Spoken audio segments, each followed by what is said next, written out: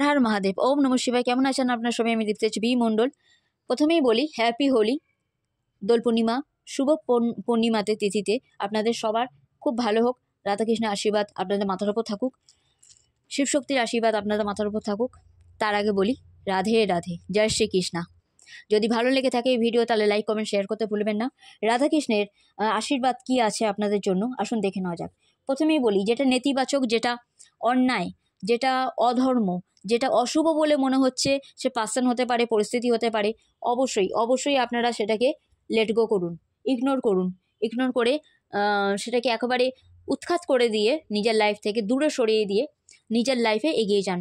কারণ আপনাদের কোনো গোলস অ্যাচিভ করতে চলেছেন। খুব এই পূর্ণিমা আপনাদের লক্ষ্যে পৌঁছে দেওয়ার জন্য বড় সুযোগ আনছে।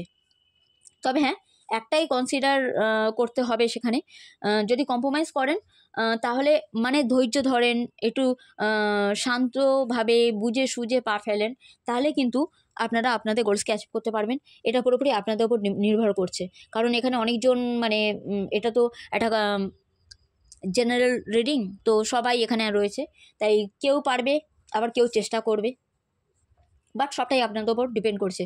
নিজেদের খেয়াল রাখার চেষ্টা করুন। নুন মিশ্রিত জল বৃহস্পতিবার ছাড়া নিজের স্নানেতে ইউজ করুন, তাতে অবশ্যই 1 চুটকি হলুদ দিয়ে দেবেন প্রতিদিন।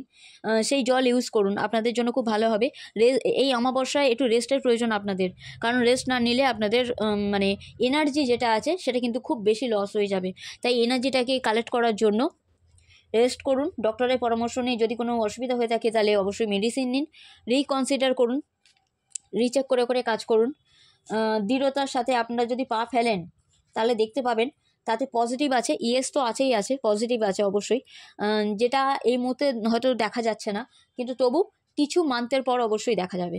এই মুহূর্তে হয়তো একটু হলেও আনলাকলি আছে, হয়তো লাক আপনাদের এই মুহূর্তে অতটা সাথে দিচ্ছে না, যারা 100% দেওয়ার কথা, কিন্তু কিছু মান্থের পর আপনারা দেখতে পাবেন আপনারা যেখানে যা ইনভেস্ট করেছেন। বিশ্বরাশি আপনাদের জন্য ইম্পর্টেন্ট থাকবে অমাবস্যার তিথিতে কোনো বিশ্বরাশির হাত দিয়ে কোনো টাকা ইনভেস্ট হতে পারে, কিংবা যদি টাকা ইনভেস্ট হয়ে থাকে তো টাকা আসতে পারে তার হাত দিয়ে। দৃঢ়তার সাথে আপনারা পা ফেলুন নিজের লক্ষ্য পূরণের জন্য দৃঢ়তার সাথে পা ফেলুন, একদম থেমে থাকবেন না। আপনাদের রোম্যান্টিক নিউ সাইকেল কিন্তু শুরু হচ্ছে, রাধাকৃষ্ণ এটাই বক্তব্য। তো ভালোবাসার জীবনে একটা বড় পরিবর্তন দেখতে পাবেন, সেখানে নতুনভাবে ভালোবাসা ছলকাবে। সে ম্যারেজে হোক, ম্যারেজ লাইফে হোক, বিবাহিত জীবনে বা লাভ লাইফে হোক, যারা নো কন্ট্যাক্টে আছে বা যারা সিঙ্গেল আছে তাদের রোম্যান্টিক পার্টনার আসছে। সো নিউ রোম্যান্টিক লাইফ শুরু হচ্ছে, রাধাকৃষ্ণ এটাই আশীর্বাদ।